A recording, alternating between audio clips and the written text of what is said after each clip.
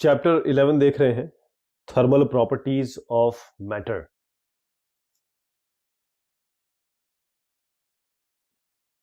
Thermal properties of matter के बारे में बात करेंगे। आपने सनी आफ्टरनून में या फिर हवा चलती हुई, ब्रीज चल रही है, शाम का समय है, रात का समय है, आपने देखा होगा कि दोपहर में थोड़ी गर्मी रहती है अगर आफ्टरनून है और सन आपको क्लियर दिखाई दे रहा है। ऐसा क्यों होता है? दिन में क्यों गर्म होता है, रात को क्यों ठंडा हो जाता है? कुछ टेम्परेचर डिफरेंस लगता है आपको? ये टेम्परेचर डिफरेंस के कारण है। आफ्टरनून में अगर आप 12 से 3 बजे के बीच में देखेंगे तो टेम्परेचर अच्छा खासा होता है, बल्कि यही टाइम हाईएस्ट होता है। हम किसी भी ऑब्जेक्ट को लें, किसी भी मैटर को लें, तो उसमें कुछ थर्मल प्रॉपर्टीज होती है, यानी कि उसमें हीट वो ट्रांसफर कर सकता है, हीट वो ले सकता है, हीट दे सकता है वो, और वो कितनी हीट ले सकता है और कितनी हीट दे सकता है। हम ये कह सकते हैं कि जब टेम्परेचर ज्यादा है तो ज्यादा हीट होगी, यानी कि 12 से 2 बजे जब सूरज दिख रहे हैं, सूरज से किरणें आ रही है, उसमें इंफ्रारेड रेज होती है, गर्मी आ रही है, आपको गर्मी महसूस हो रही है, और रात के समय आप चादर ओढ़ के सो रहे हैं क्योंकि आपको गर्मी नहीं मिल रही, आपको थोड़ा सा टेम्परेचर अपने बॉडी का मेंटेन करना है, तो ठंड सी लग रही है तो चादर ओढ़ लिया आपने। हॉट सनी डे जहां पर टेम्परेचर ज्यादा है इस तरीके से, या आप ठंडा पानी पी रहे हैं, बिल्कुल आप देखेंगे ठंडा पानी पीते ही शरीर जो है बिल्कुल थोड़ी देर के लिए ऐसा ठंडक महसूस होती है, टेम्परेचर कम होता है इसका।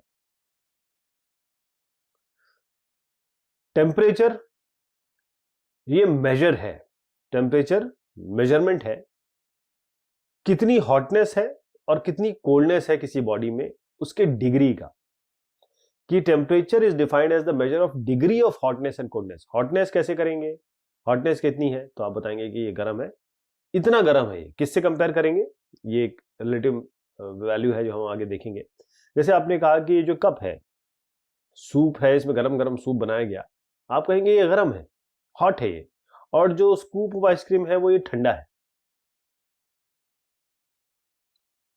हीट एक एनर्जी का फॉर्म है जो आदान प्रदान की जाती है दो या दो से अधिक सिस्टम में या सिस्टम से सराउंडिंग में। ये किस किस तरीके से हो पाती है? क्योंकि दोनों में टेम्परेचर डिफरेंस होता है। हर अवस्था इक्विलिब्रियम चाहती है, पूरे विश्व में, ब्रह्मांड में देख लीजिए तो अगर कहीं टेम्परेचर मान लीजिए 23 डिग्री सेंटीग्रेड है, कहीं अगर 60 डिग्री सेंटीग्रेड है, दो चीजें हैं, दो सिस्टम है, या फिर आप कहें ये सिस्टम है, सराउंडिंग है, तो 60 डिग्री है, तो ये कोशिश ये होगी कि हम 60 डिग्री जो है इसको थोड़ा सा गर्म कर दें, या इसकी जो वैल्यू होगी वो ये है कि दोनों को इक्वेट करना, ये थोड़ा सा टेम्परेचर इसका बढ़ जाए, यानी कि करीबन 23 प्लस 60/2, एक अंदाजा दे रहा हूं आपको, ये लाने की कोशिश करेंगे दोनों के दोनों। तो ट्रांसफर हो रहा है हीट का, तो ट्रांसफर हो रहा है हीट का। हीट जो है वो एनर्जी है जो यहां से वहां ट्रांसफर हो रही है, कुछ ना कुछ तो ट्रांसफर हो रहा है, तभी तो ये गर्म हो रहा है। कैसे गर्म हो रहा है? कोई ना कोई तो चीज इसमें लग रही होगी, एनर्जी लग रही होगी। जैसे आपने एक और एग्जांपल देता हूं आपके, एक कप है हॉट कॉफी का, इसको आप सोच सकते हैं, कंसिडर कर सकते हैं कि एक ऑब्जेक्ट है या सिस्टम है, और इस हॉट कॉफी के अलावा जितना भी है वो सराउंडिंग है। आपने कहा ये सराउंडिंग है, इसके अलावा सबको सराउंडिंग मान लिया।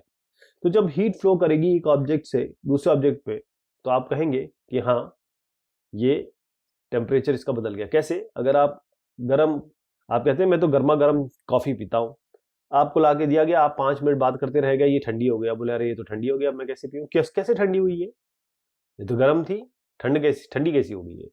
इसने सराउंडिंग, मतलब कॉफी से सराउंडिंग में हीट ट्रांसफर हो गई, हीट चली गई, है ना? इसी को हीट कहते हैं।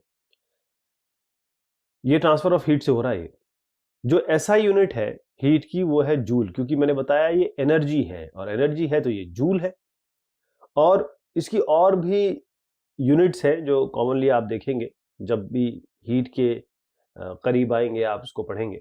तो एक तो कैलोरी है, कैलोरी को अगर 1000 से गुना कर दिया जाए तो किलो कैलोरी हो जाएगी।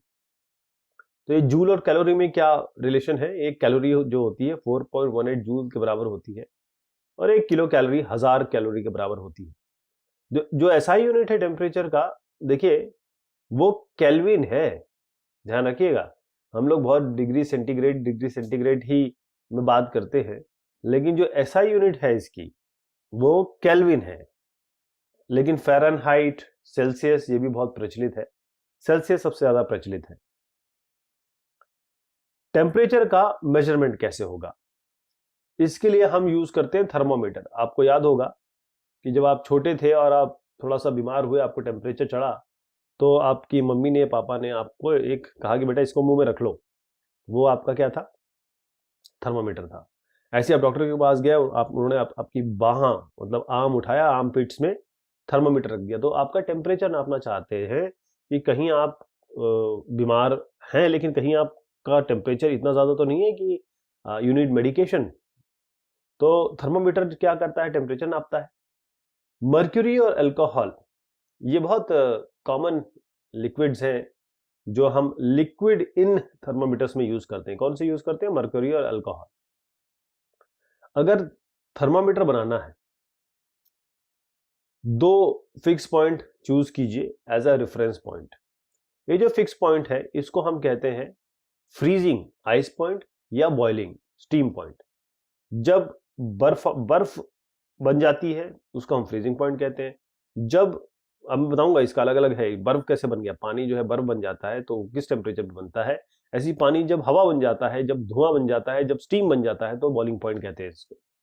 तो वाटर है, पानी फ्रीज हो रहा है या बॉयल हो रहा है इन 2 पॉइंट पे, इसको हम स्टैंडर्ड वैल्यूज कह सकते हैं और स्टैंडर्ड प्रेशर पे हम इसको नाप सकते हैं।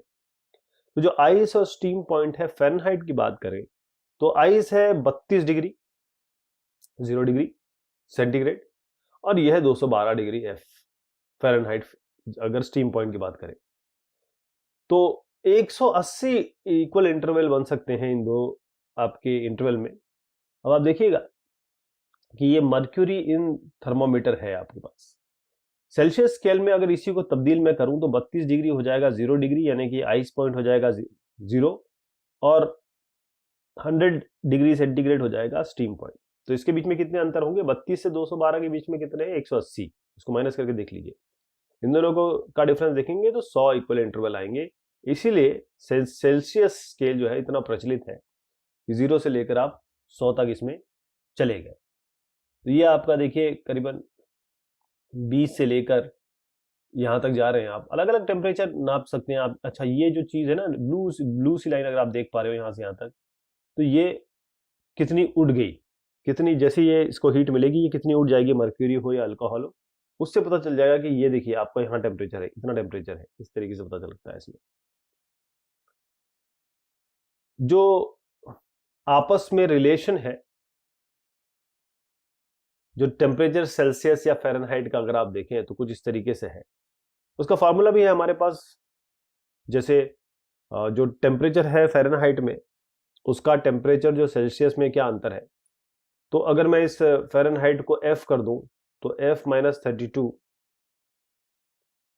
बाय 180 ये बराबर होगा आपका, अगर इसको टेम्परेचर सेंटीग्रेड को केवल T कर दिया जाए, T बाय 100। ऐसा रिलेशन बनता है इनके बीच में। तो टेम्परेचर जो फ़ारेनहाइट में है और टेम्परेचर जो सेल्सियस में है वो किस तरीके से बनता है। ये 32 से शुरू हो रहा है। जहां फ़ारेनहाइट 32 है वहां टेम्परेचर सेल्सियस का 0 है। जहां पर फ़ारेनहाइट आपका 212 है वहां पर टेम्परेचर 100 है। बस इतना ध्यान रखना है आप करके भी देख सकते हैं। मैं फ़ारेनहाइट को अगर यहाँ पर F को 32 कर दूं तो टेम्परेचर आपका 0 हो जाएगा। इसी जगह मैं फ़ारेनहाइट को अगर 212 लिख दूं, यहाँ पर 212 लिख दूं, तो देखिए क्या होगा, टेम्परेचर आपका 100 आ जाएगा, क्योंकि ये वैसे भी 180 बन जाएगा। डिवाइड करेंगे 180 कट जाएगा, टेम्परेचर 100 यहाँ चला जाएगा। तो दोनों ही केस में ये चीज रिलेशन आपकी बनती है। आइडियल गैस इक्वेशन और एब्सोल्यूट टेम्परेचर। एक थर्मोमीटर जो यूज करता है कोई भी गैस, आपको एक रीडिंग देता है। कोई भी गैस हो, इसमें जितनी भी गैसेस हैं उनका अगर टेम्परेचर कम पे देखा जाए तो सेम एक्सपेंशन, वो एक्सपैंड सेम करती है, तभी तो एक्सपैंड करती है तभी हमें पता चलता है कि क्या इसमें चेंज हो रहा है, उसी के हिसाब से हम अपना टेम्परेचर वगैरह निकालते हैं। जो किसी भी गैस के बिहेवियर को अगर हमको बताना हो, डिस्क्राइब करना हो, तो कुछ वेरिएबल्स हैं या कह सकते हैं कुछ कैरेक्टरिस्टिक्स हैं, उसकी पैरामीटर्स हैं। कैसे बताएंगे? एक तो मास कितना है, क्वांटिटी की बात होगी, प्रेशर कितना है, वॉल्यूम कितना है। तो जो पीवीटी यानी कि टेम्परेचर, प्रेशर और वॉल्यूम, पीवीटी कहिए, पीवी कहिए, ये जो चीजें हैं, इसमें मैंने जैसे बताया आपको, वेरिएबल हो गया क्वांटिटी, प्रेशर, वॉल्यूम, टेम्परेचर। मास, प्रेशर, वॉल्यूम, टेम्परेचर। अच्छा, मास को और वॉल्यूम बड़ा रिलेटेड है, आपका वॉल्यूम प्रेशर बड़ा रिलेटेड है, टेम्परेचर से ये बाकी रिलेटेड है। तो देखिए, जहां पर अगर ये कैपिटल टी की बात करें और अगर स्मॉल टी आपका टेम्परेचर इन सेंटीग्रेड है तो 273.15, जैसे आपको बताया मैंने, केल्विन से, केल्विन इसका एब्सोल्यूट वैल्यू होती है, केल्विन ही में नापा जाता है ऐसा यूनिट में, लेकिन हम डिग्री सेंटीग्रेड में ज्यादा नापते हैं। जिन गैसों में कम डेंसिटी होगी, कम डेंस है, यानी कि बहुत ज्यादा इंटरमोलिकुलर फोर्सेस नहीं है, कम इंटरमोलिकुलर फोर्सेस है, उसके कुछ लॉज है। एक बॉयज लॉ है, चार्ल्स लॉ है। तो बॉयज लॉ क्या कहता है? बॉयज लॉ ये कहता है कि P इंटू वी, प्रेशर और वॉल्यूम, ये हमेशा, प्रेशर इंटू वॉल्यूम हमेशा कांस्टेंट रहेगा, लेकिन ये तब होगा जब टेम्परेचर कांस्टेंट हो। इसी तरीके से V बाई टी, ये हमेशा कांस्टेंट रहेगा, लेकिन यहां पर प्रेशर कांस्टेंट होना चाहिए। ये प्रेशर, टेम्परेचर कांस्टेंट पे है, ये बॉयज लॉ है। चार्ल्स लॉ ये कहता है कि V बाई टी कांस्टेंट रहेगा, लेकिन प्रेशर कांस्टेंट होना चाहिए। अगर आप कंबाइन करें चार्ल्स लॉ और बॉयज लॉ को, तो क्या इक्वेशन बन जाएगी? PV is equal to RT। आपने कहा V बाई टी कांस्टेंट है और आपने कहा PV कांस्टेंट है, लेकिन सेम यहां टेम्परेचर कांस्टेंट होना चाहिए, यहां पर आपका प्रेशर कांस्टेंट होना चाहिए। कंबाइन कर लेते हैं इनको, तो P into V by T, ये कांस्टेंट हो गया। कांस्टेंट को हमने कहा R है, यहां पर कांस्टेंट की जगह R लिख दी। ये यूनिवर्सल गैस कांस्टेंट होता है, इसकी वैल्यू है 8.31 जूल पर मोल पर केल्विन। तो PV इक्वल टू RT, ये आइडियल गैस सिचुएशन है जो कम टेम्परेचर पे लागू होगी, एप्लीकेबल तभी है जब टेम्परेचर कम है। अगर कोई भी आप क्वांटिटी ले लीजिए, किसी डाइल्यूट गैस की, डाइल्यूट मतलब कॉन्सेंट्रेटेड ना हो, मैंने जैसे बताया इंटरमोलिकुलर फोर्सेस उसकी कम हो, तो PV equal to mu RT, जहां पर म्यू क्या है? ये जो भी आपने गैस का सैंपल लिया है उसके कितने नंबर ऑफ मोल्स हैं, मास भी आ गया इसमें, तो मोल्स कितने हैं इसमें, म्यू। एक कांस्टेंट वॉल्यूम गैस थर्मोमीटर अगर आप ले, तो जो टेम्परेचर चेंज होगा इसमें वो प्रेशर के हिसाब से चेंज होगा। और टेम्परेचर चेंज कैसे आप दिखा सकते हैं प्रेशर के साथ, उसको देखिए। आपने यहां पर वाई एक्सिस पे प्रेशर रखा, एक्स एक्सिस पे टेम्परेचर रखा, जैसी टेम्परेचर बढ़ेगा आपका प्रेशर बढ़ेगा, और वो लीनियरली बढ़ रहा है। देखिएगा, लीनियरली बढ़ रहा है, क्योंकि हम जानते हैं कि प्रेशर और टेम्परेचर में डायरेक्ट रिलेशन है, मतलब they are directly proportional. Absolute zero, absolute zero का मतलब ये होता है कि किसी भी आइडियल गैस को ले लें आप, तो जितना मिनिमम, कम से कम एब्सोल्यूट टेम्परेचर है उस आइडियल गैस का, उसे हम एब्सोल्यूट जीरो कहते हैं। अगर हम प्लॉट करें प्रेशर और टेम्परेचर को, तो हमें क्या होगा? हमें एक स्ट्रेट लाइन मिलेगी। अगर हम एक्सटेंड कर दें इस लाइन को, जैसे हमें ये वाली चीज मिली प्रेशर टेम्परेचर की, अगर हम इसको पीछे की तरफ बढ़ा दें इस तरीके से, मतलब टेम्परेचर हमने एक्स एक्सिस में लिया, प्रेशर हमारा वाई एक्सिस में आ गया, और प्रेशर और टेम्परेचर में रिलेशन हम ऑलरेडी देख चुके हैं कि कुछ जैसे ही आप टेम्परेचर बढ़ाते हैं वैसे ही प्रेशर बढ़ता है, या वाइस वर्सा, प्रेशर बढ़ाते हैं तो टेम्परेचर भी बढ़ जाता है, ऐसे हो गया। अब इसको अगर पीछे की तरफ खींच दें थोड़ा सा यहां पर, और एक्स एक्सिस में इसको टकराने दें यहां पर, तो जो मिनिमम टेम्परेचर है वो आप कहां से, एक्सपेरिमेंटली एम्पेरिकली देखा गया है, ये आपका इतना आएगा। तो ये है आपका -273.15 डिग्री सेंटीग्रेड। इसी को हम एब्सोल्यूट जीरो कहते हैं। जो रिलेशन है केल्विन और सेंटीग्रेड में वो इस तरीके से है। अगर आपको केल्विन में निकालना है तो जो सेंटीग्रेड है उसमें आपको 273.15 ऐड करना पड़ेगा। नियॉन का ट्रिपल पॉइंट और कार्बन डाइऑक्साइड का ट्रिपल पॉइंट इतना और इतना दिया हुआ है। आपको ये जो टेम्परेचर्स हैं एक्सप्रेस करना है सेल्सियस और फ़ारेनहाइट स्केल में। सेल्सियस और फ़ारेनहाइट स्केल किस तरीके से रिलेटेड है वो हम ऑलरेडी देख चुके। जो टेम्परेचर है फ़ारेनहाइट में वो बराबर होता है 9/5 टेम्परेचर जो आपका सेंटीग्रेड में +32। नियॉन के लिए क्या है, आपको ये एक वैल्यू दी हुई है ट्रिपल पॉइंट 24.57। अगर आप इसको केल्विन से डिग्री सेंटीग्रेड में चेंज करना चाहें तो इसमें आप -273 या माइनस कर दें 273.15 जो कि -248.58 आएगा। ऐसी ही दूसरी के लिए ले लें। अब आपको ये रिलेशनशिप में ये वाली वैल्यू डाल दें, यानी कि TF जो आया और आपने डिग्री सेंटीग्रेड में निकाल दिया, इस डिग्री सेंटीग्रेड को यहाँ रख दें तो TF आ जाएगा इसमें, ये आ गया। कार्बन डाइऑक्साइड के लिए भी कुछ ऐसी करेंगे। ये आपको दिया हुआ है ट्रिपल पॉइंट, इसमें -273.15 जोड़ दीजिए, ये आ जाएगा। और ये जो फॉर्मूला है इसमें ये रख दीजिए, TC की जगह ये रख दीजिए, तो ये आपके पास दूसरी वैल्यू आ जाएगी।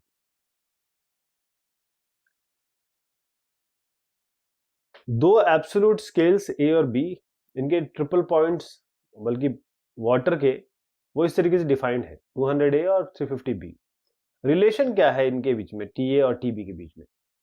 तो ट्रिपल पॉइंट वाटर का एब्सोल्यूट स्केल पे आपने कहा कि ये 200 है, ट्रिपल पॉइंट वाटर का एब्सोल्यूट स्केल B पे आपने कहा 350 है। लेकिन हम जानते हैं कि ट्रिपल पॉइंट पानी का केल्विन स्केल पे कितना है, ठीक है, ये 273.15 केल्विन। तो जो टेम्परेचर इतना 273.15 केल्विन ये केल्विन स्केल पे है, वो किसके बराबर है? वो 200 के बराबर है आपके एब्सोल्यूट स्केल में जो आपको यहाँ दिया हुआ है। ये ट्रिपल पॉइंट और ये ट्रिपल पॉइंट एक है, ये अलग स्केल पे, ये अलग स्केल पे, लेकिन दोनों बराबर तो है। यानी आप कह रहे हैं कि 200A इज बराबर 273.15, A इसमें वेरिएबल है, तो A कितना आएगा 273/200। इसी तरीके से जो दूसरे में ये और ये बराबर है, क्योंकि दोनों ही ट्रिपल पॉइंट है पानी के, ये किसी एक स्केल में, ये केल्विन स्केल में है, दोनों को बराबर कर दीजिए, यानी 350B हो जाएगा 273.15। B कैसे निकल के आएगा, 273.15 को डिवाइड कर दिया 350 से, A और B आपके पास आ गए। लेकिन TA यहां पर आपका आप कह रहे हैं कि भाई हमारा ट्रिपल पॉइंट है वाटर का स्केल A पे, TB आपने कहा कि हमारा ट्रिपल पॉइंट है वाटर का स्केल पे, इस पे। तो हम क्या करेंगे, ये जो संख्या है इस ये TA into TA will be equal to this into TB, और दोनों बराबर भी हैं क्योंकि दोनों ट्रिपल पॉइंट है, दोनों को बराबर कर दीजिए। तो TA और TB में क्या रिलेशनशिप बन जाएगी, 4:7। अगर इसको डिवाइड करें 50-50 से ऊपर नीचे डिवाइड कर दीजिए तो 4:7 आ जाएगा। ये रेशियो है TA और TB का।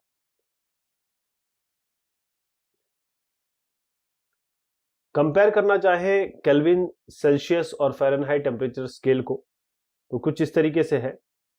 यहाँ पर 0 है, यहाँ पर 0 केल्विन बराबर आप कह सकते हैं 273.15 डिग्री सेंटीग्रेड, यहाँ पर फ़ारेनहाइट में है। ऐसी जब 0 डिग्री सेंटीग्रेड होता है तो 32 डिग्री फ़ारेनहाइट होता है, आइस पॉइंट आपका 273.15 है। स्टीम पॉइंट यहीं पे केल्विन में 373.15 है, जबकि आप जानते हैं कि 100 डिग्री पे पानी जो है वो उबलने लगता है, ये 212 है। ये आपस में रिलेशनशिप है इनका। Thermal expansion. थर्मल एक्सपेंशन एक ऐसा फिनोमेना है जिसमें बॉडी के डायमेंशन चेंज हो जाते हैं, इंक्रीज हो जाते हैं, यानी कि वो फूलती है, उसमें थोड़ा इंक्रीमेंट होता है साइज में टेम्परेचर के साथ। अब एग्जांपल देखेंगे, अब ये हम कई जगह देखते हैं,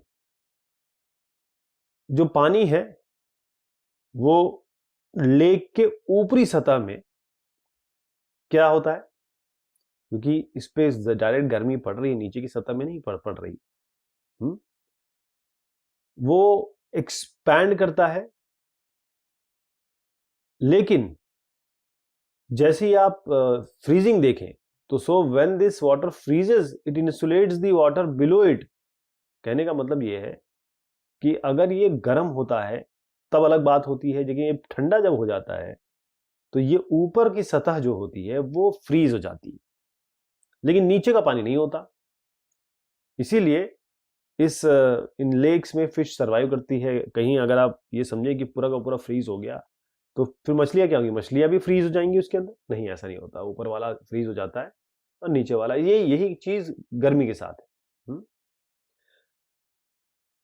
जो टॉप लेयर है फ्रीज हो जा रही है, लेकिन जो फ्लोरा एंड फौना है उस लेक का वो इफेक्ट नहीं हो रहा है।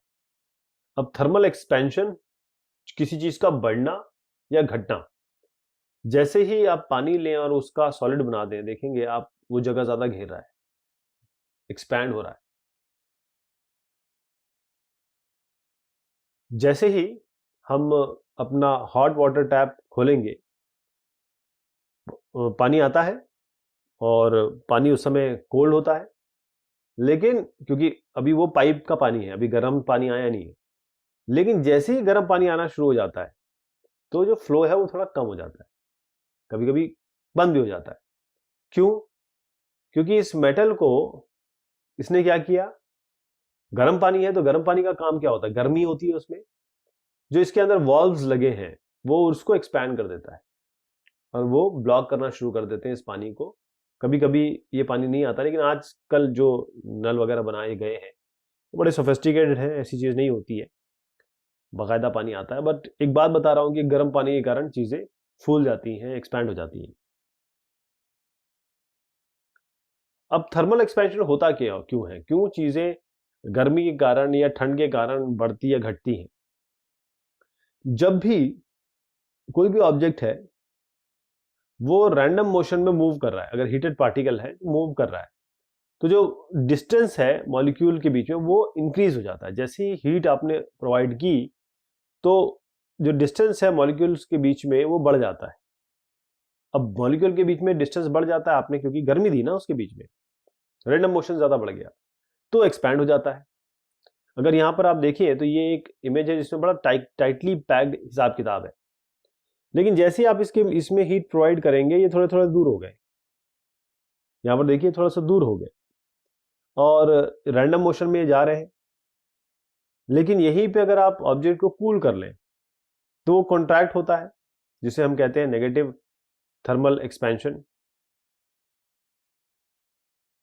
थर्मल एक्सपेंशन कौन कौन से टाइप के होते हैं? एक तो लीनियर एक्सपेंशन है जहां पर लेंथ में एक्सपेंशन हो जाता है, एरिया मतलब पूरे एरिया में एक्सपेंशन हो जाएगा, और वॉल्यूम में एक्सपेंशन होगा तो उसे हम वॉल्यूम एक्सपेंशन कहेंगे।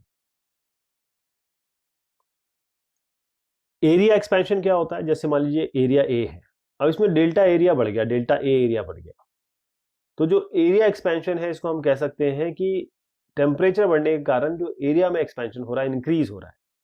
तो जो एरिया एक्सपेंशन है इसमें लेंथ भी बढ़ती है और ब्रेड्थ भी बढ़ती है। इस इमेज में आप देखिएगा कि जो एरिया है इस क्यूब का, ए से लेकर ए प्लस डेल्टा ए बढ़ गया, ये डेल्टा ए जो है वो इंक्रीज है, slide increase in the area because of temperature, temperature के कारण ये डेल्टा ए बढ़ा है। मैथमेटिकली इसको आप ऐसे लिख सकते हैं, डेल्टा ए बाय ए, इसको आप लिख सकते हैं ये कोएफिशिएंट ऑफ एरिया एक्सपेंशन है और ये डेल्टा टी है, टेम्परेचर। तो जो कोएफिशिएंट ऑफ एरिया एक्सपेंशन है इसको हम बताते हैं कि ये डिग्री ऑफ एरिया एक्सपेंशन, ये डिग्री ऑफ एरिया एक्सपेंशन जितना टेम्परेचर चेंज के कारण हुआ है। इसका मतलब कि हमेशा एरिया, या ये कहें कि इंक्रीज जो हुआ एरिया का टेम्परेचर के साथ, वो यहां बताया गया, इसको हम डिनोट करते हैं ए से। ये कैरेक्टरिस्टिक है सब्सटेंस की और ये टेम्परेचर के साथ वेरी करती है, टेम्परेचर के साथ ये चेंज होती है। तो वॉल्यूम एक्सपेंशन क्या होता है? इसको हम ऐसे डिफाइन करेंगे, ऐसा एक्सपेंशन वॉल्यूम में जब हो रहा है होता है जब टेम्परेचर के साथ वॉल्यूम बढ़ता है। इसका मतलब यहां पर लेंथ, ब्रेड्थ और हाइट तीनों बढ़ेगी, क्योंकि जो भी सब्सटेंस की हम बात कर रहे हैं, लेंथ, ब्रेड्थ, अगर वो 2 वे नहीं है, 3 वे है या 3D है, तो तीनों चीजें बढ़ेंगी इसमें।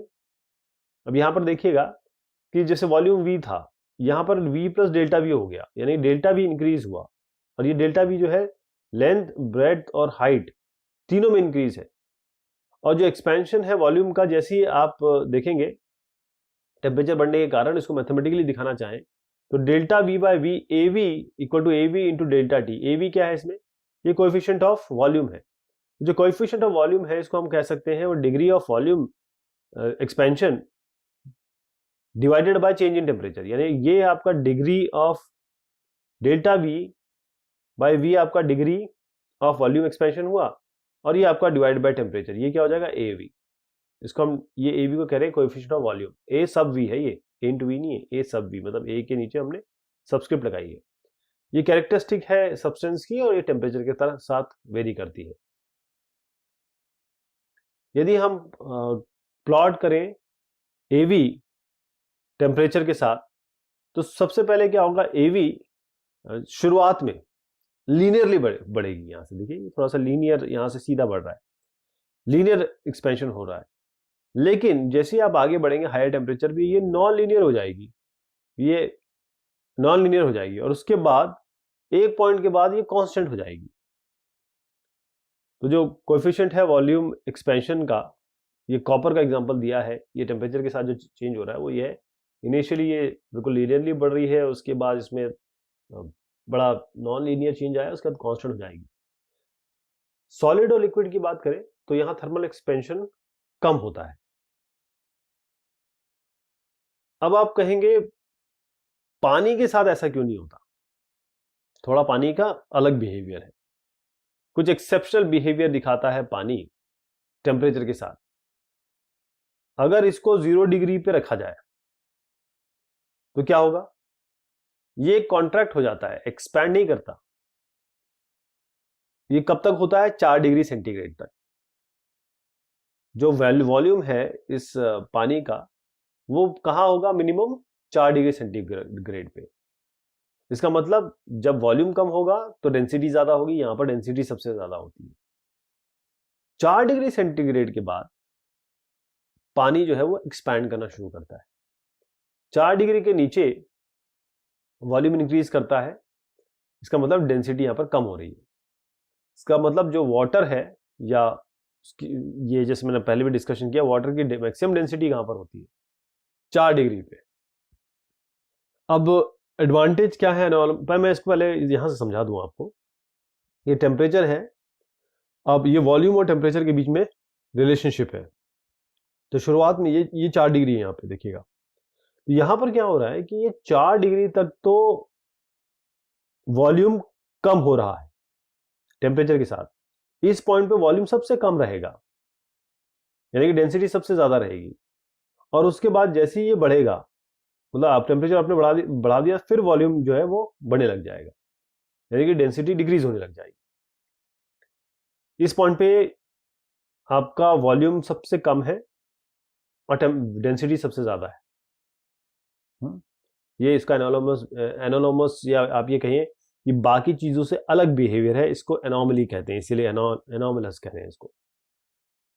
इसी प्रॉपर्टी के कारण जो पानी है लेक्स में और पॉन्ड में, वो कहाँ केवल टॉप लेयर पे फ्रीज हो जाता है, नीचे नहीं होता है।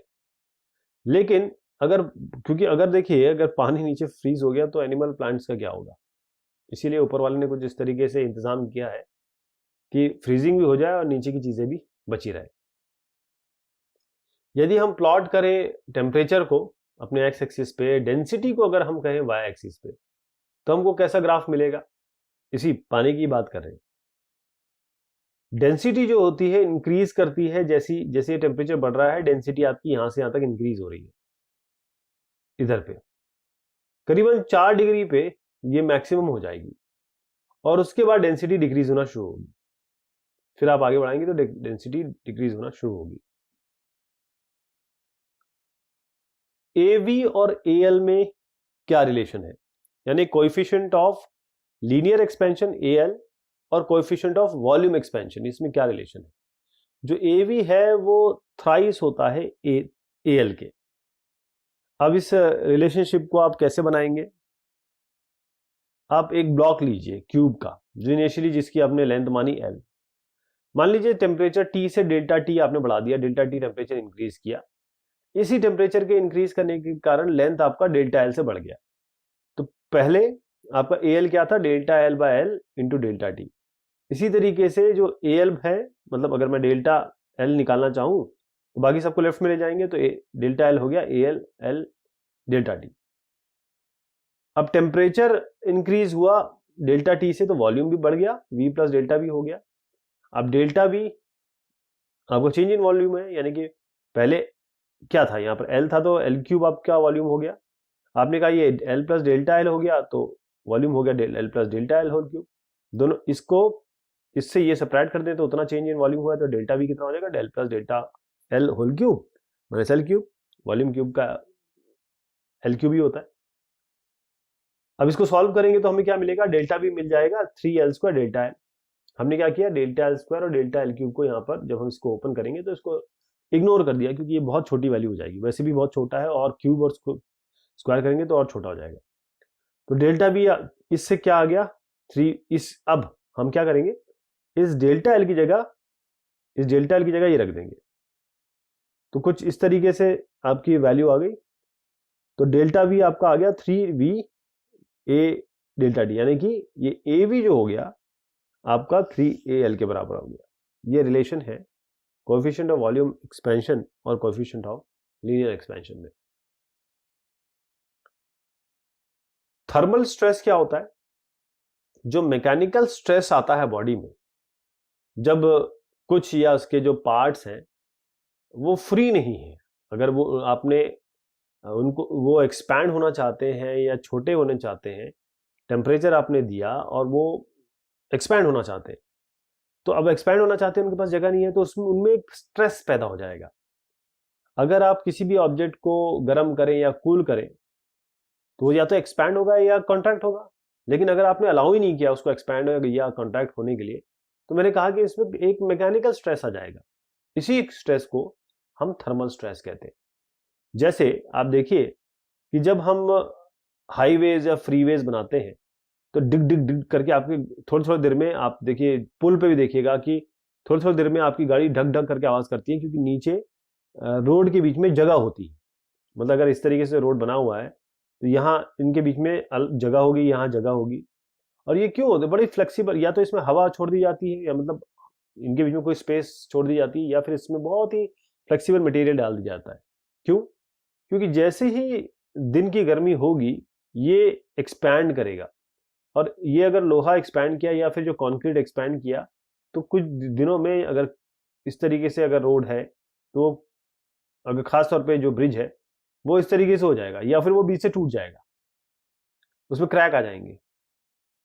हमको उसको जगह देनी पड़ेगी थोड़ी सी, ताकि ये एक्सपैंड करे, और कॉन्ट्रैक्ट तो खैर है ही, जगह इसलिए दी गई है एक्सपैंड करे तो वो जगह भर जाए और ये आपस में एक दूसरे से टकराए ना, और कोई डिफॉर्मेशन ना हो शेप का। हीट कैपेसिटी जब किसी भी सब्सटेंस के, किसी भी ऑब्जेक्ट के टेम्परेचर में चेंज होता है, उसके टेम्परेचर में जब चेंज हुआ, तो जो अब्जॉर्प्शन है हीट का, या फिर कहें रिजेक्शन है उस हीट का सब्सटेंस द्वारा, वो हम कैसे बताते हैं कि भाई इसकी हीट कैपेसिटी कितनी है। एक क्वांटिटी हम बता सकते हैं कि ये कितना हीट ले सकता है और कितना हीट छोड़ सकता है, वो है हीट कैपेसिटी। इसको हम डिनोट करते हैं कैपिटल एस से, और कैपिटल एस क्या हो गया, delta Q by delta T. Delta Q इसमें क्या है कि कितना हीट सप्लाई किया आपने, और उस हीट सप्लाई के कारण कितना चेंज हुआ टेम्परेचर में, डेल्टा टी। ये हीट कैपेसिटी होती है। स्पेसिफिक हीट कैपेसिटी क्या होती है फिर? अब हर एक कोई भी ऑब्जेक्ट या सब्सटेंस ले लीजिए स्पेसिफिक, उनकी एक स्पेसिफिक एक यूनिक वैल्यू होती है कि कितना वो हीट अब्सॉर्ब करेंगे, कितना अमाउंट हीट अब्सॉर्ब कर सकते हैं या रिजेक्ट कर सकते हैं जब आप टेम्परेचर चेंज करेंगे। उसके यूनिट मास का, उसके यूनिट मास का, एक यूनिट कह रहा हूं मैं।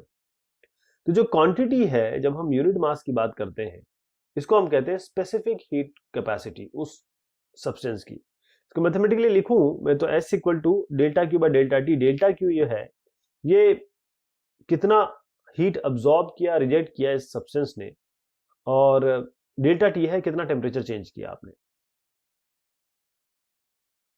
स्पेसिफिक हीट कैपेसिटी, जैसे मैंने बताया कि यहां हम बात कर रहे थे स्पेसिफिक हीट कैपेसिटी, और इसी को मैं थोड़ा सा आगे बढ़ाता हूं।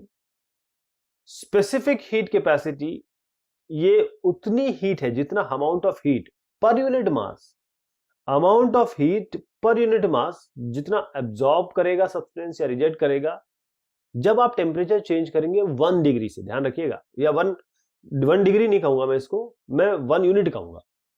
तो जो स्पेसिफिक हीट है उसको हम डिफाइन करेंगे कैसे, जितना heat per unit mass, heat ये ध्यान रखिएगा, हीट पर यूनिट मास ये हीट को लेगा या छोड़ेगा, रिजेक्ट करेगा जब आप टेम्परेचर को 1 यूनिट से बढ़ाएंगे या घटाएंगे। तो मैथमेटिकली इसको एस को हम लिख सकते हैं एस बाय एम, इसको हम लिखेंगे इस वैल्यू से।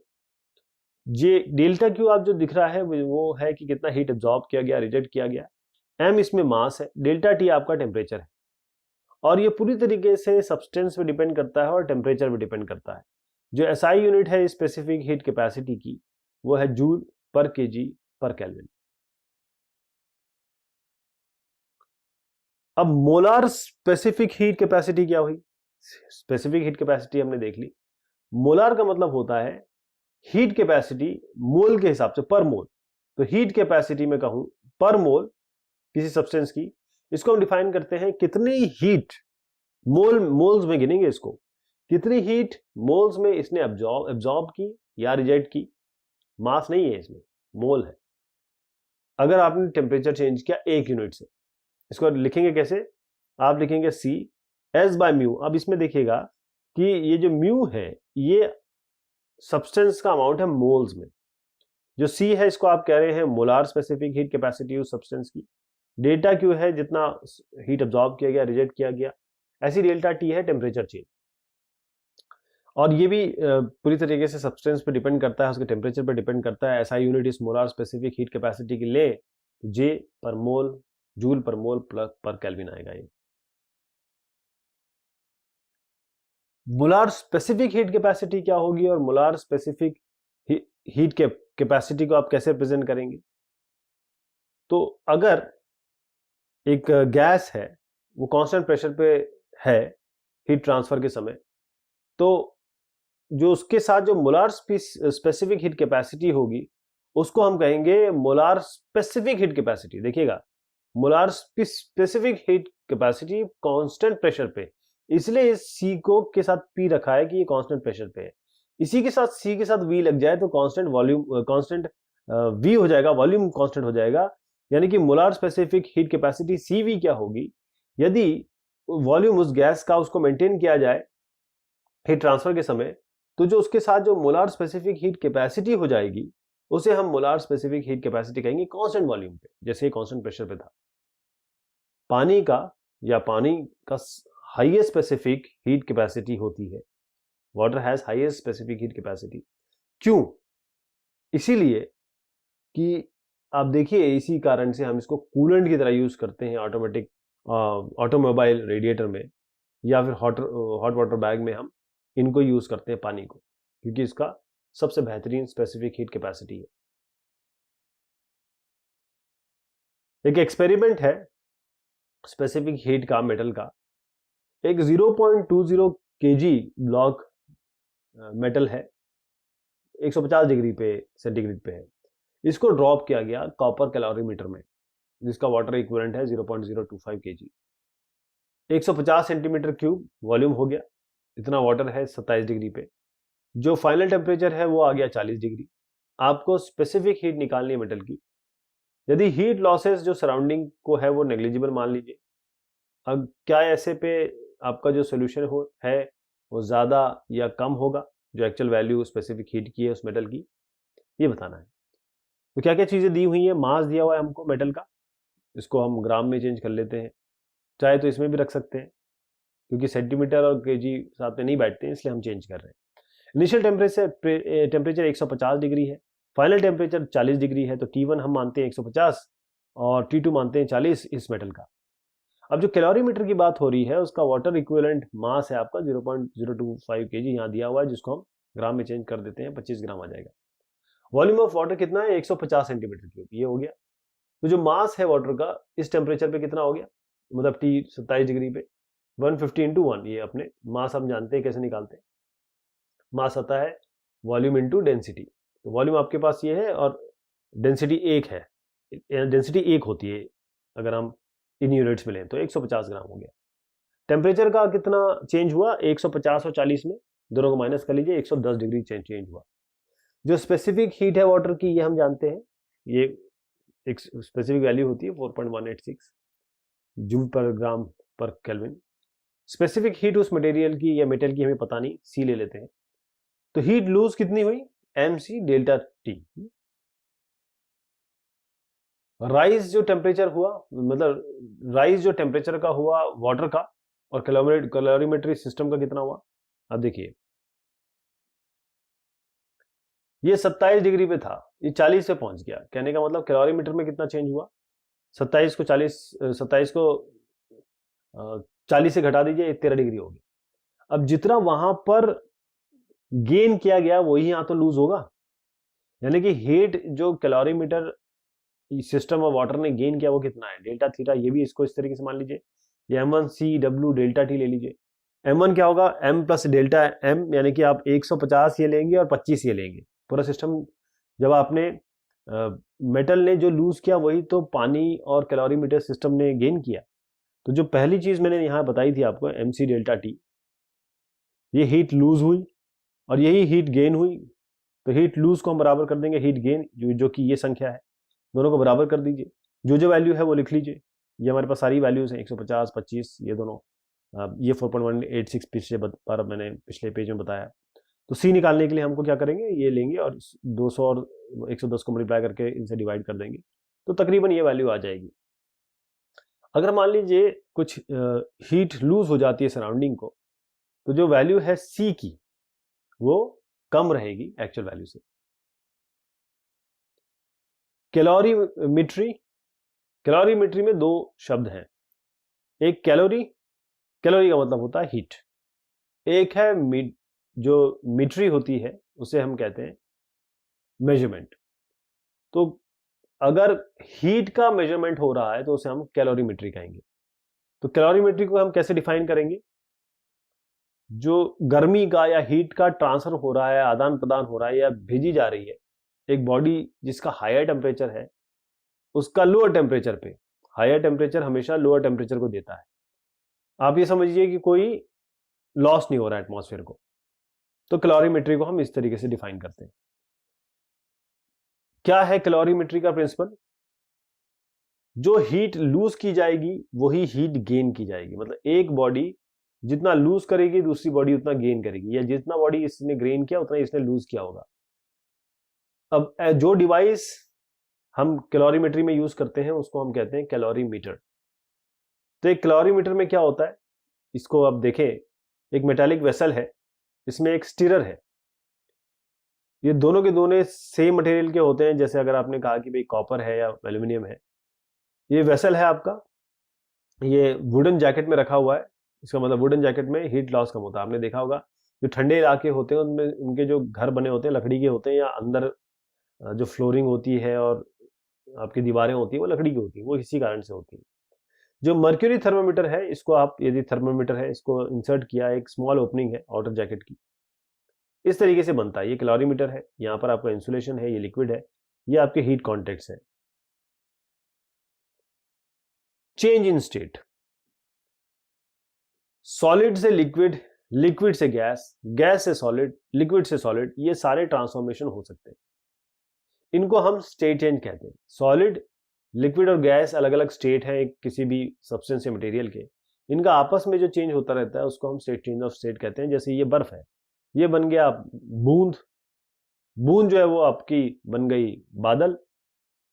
तो यहां पर आइस चेंज हो रहा है वाटर में और लिक्विड चेंज हो रहा है वेपर में। तो अगर आप सॉलिड को देखें आइस और वो वाटर में चेंज हो जाए, यानी सॉलिड लिक्विड में चेंज हो जाए, उसको हम कहते हैं मेल्टिंग। अगर लिक्विड चेंज हो रहा है सॉलिड में, उसको हम कहेंगे फ्यूजन।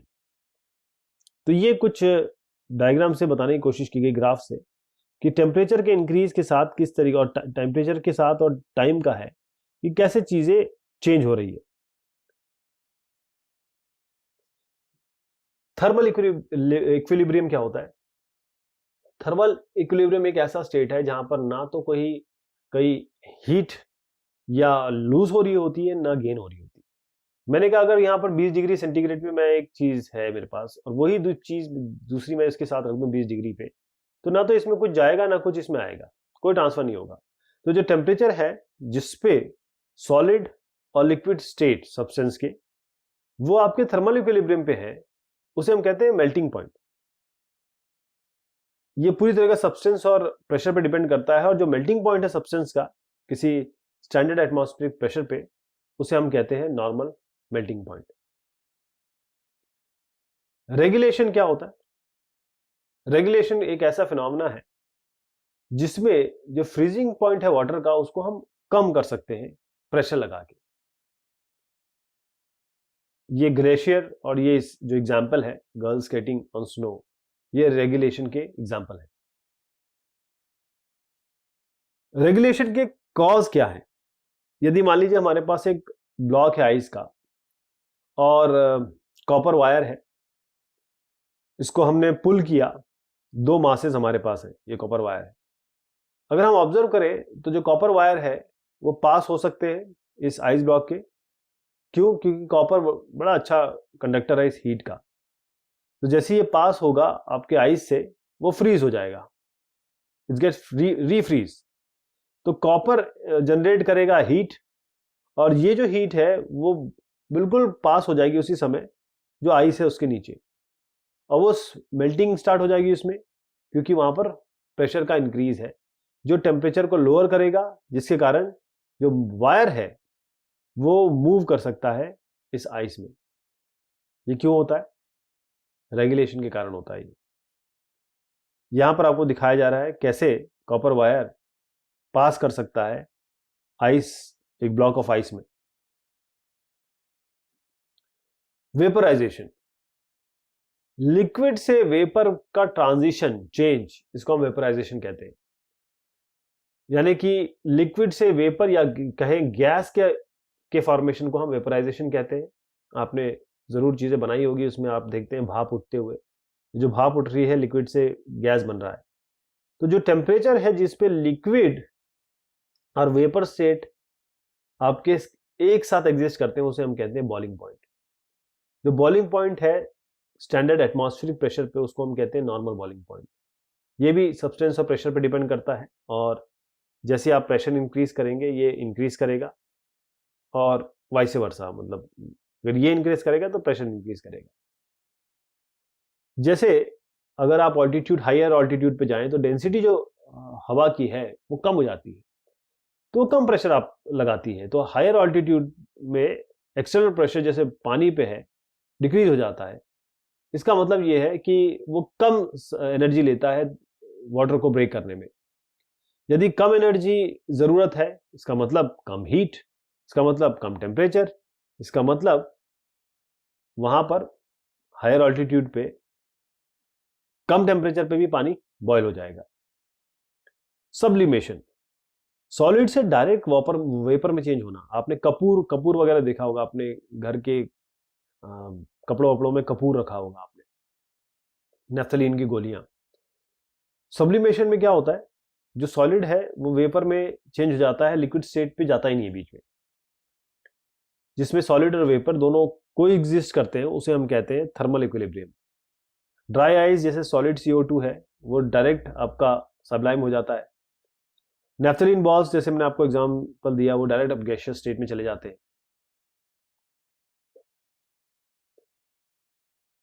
समराइज करते हैं, हीट एक फॉर्म है एनर्जी का जो एक बॉडी से दूसरी बॉडी या सराउंडिंग मीडियम में आपका एनर्जी ट्रांसफर हो रही है, फ्लो हो रहा है, और ये केवल इसलिए हो रहा है कि टेम्परेचर में डिफरेंस है। एक जगह का टेम्परेचर T1 है, एक जगह का T2 है, तो इस कारण से टेम्परेचर डिफरेंस है, तो यहां से वहां चीजें जा रही हैं। तो डिग्री ऑफ हॉटनेस बॉडी की वो ही आपका टेम्परेचर का मेजरमेंट है, क्वांटिटेटिव मेजरमेंट है।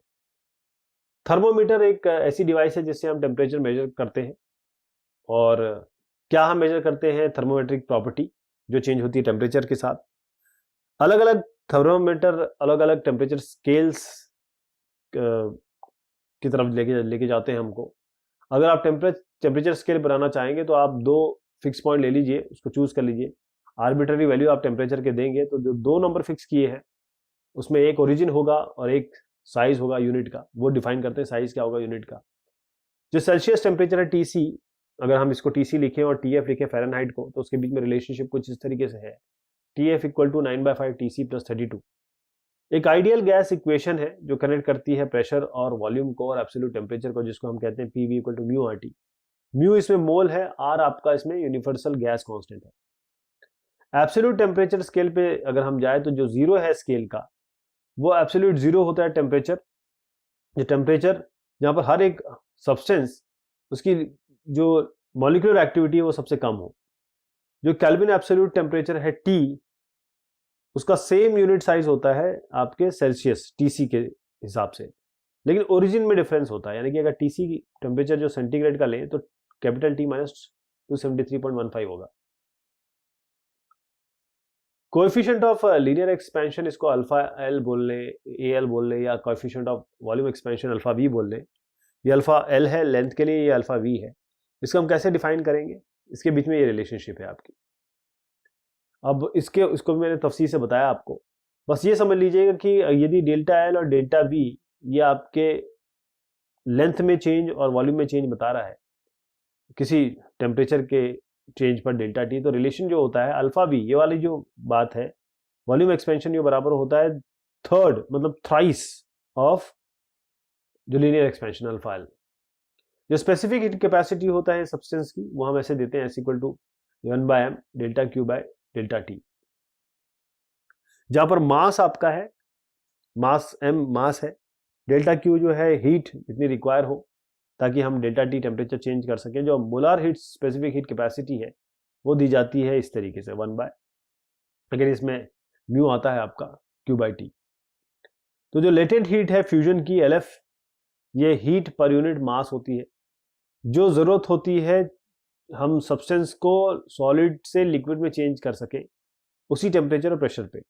जो लेटेंट हीट आप वेपराइजेशन है LV, ये हीट पर यूनिट मास जो जरूरत होती है ताकि आप चेंज कर सकें लिक्विड को वेपर स्टेट में, लेकिन टेम्परेचर और प्रेशर कांस्टेंट रहेगा। तो 3 तरीके के हीट ट्रांसफर होते हैं, कंडक्शन होता है, कन्वेक्शन होता है, रेडिएशन होता है। कंडक्शन में क्या होता है? हीट ट्रांसफर होती है जो आसपास के नेबरिंग पार्ट्स हैं बॉडी के, मॉलिक्यूलर कोलिजन से होता है। यहाँ पर कोई मैटर का फ्लो नहीं होता है। मान लीजिए एक लेंथ है L बार, आप ले लिया आपने, यूनिफॉर्म क्रॉस सेक्शन उसका A है, इस तरीके से मैं अगर बनाऊं, और इसके एंड के टेम्परेचर है TC और TD, तो जो रेट ऑफ फ्लो होगा हीट H का वो होगा K TC minus TD by L। K इसमें थर्मल कंडक्टिविटी है उस मटेरियल की। न्यूटन लॉ कूलिंग ये बताती है कि जो रेट है कूलिंग किसी बॉडी की वो प्रोपोर्शनल किसके है? जो एक्सेस टेम्परेचर है बॉडी का सराउंडिंग से रिलेटेड। dQ बाई dt, इसको आप कह सकते हैं minus K T2 minus T1। T1 इसमें टेम्परेचर है सराउंडिंग मीडियम का, T2 है टेम्परेचर बॉडी का। तो ये न्यूटन लॉ ऑफ कूलिंग है। अमाउंट ऑफ सब्सटेंस म्यू मोल में नापा जाता है, सेल्सियस टेम्परेचर TC से रिप्रेजेंट किया जाता है लेकिन डिग्री सेंटीग्रेड में नापा जाता है। Kelvin absolute temperature capital T से K से नापा जाता है, यूनिट K है। जो सेंटीग्रेड से रिलेट करें तो T minus 273.15। Coefficient of linear expansion alpha L, coefficient of volume expansion alpha V, ये दोनों ही बाय K यानी कि K माइनस 1 में दिया जाता है। कोएफिशिएंट ऑफ वॉल्यूम एक्सपेंशन और लीनियर एक्सपेंशन में रिलेशन ये है कि अल्फा V है बराबर 3 इंटू अल्फा L। जो हीट सप्लाई किया गया सिस्टम को डेल्टा Q, उसको हम जो जूल में नापते हैं। स्पेसिफिक हीट जो होती है S, वो इस यूनिट में नापी जाती है, जूल पर केजी पर केल्विन। थर्मल कंडक्टिविटी K, ये आपकी H equal to minus KA dt by dx से नापी जाती है। तो ये बहुत ब्रीफ में मैंने इस टॉपिक को आपको बताया है, क्योंकि हम जब क्वेश्चन आंसर करें तो हमें आसानी हो। बहुत शुक्रिया, बहुत मेहरबानी आप सभी की।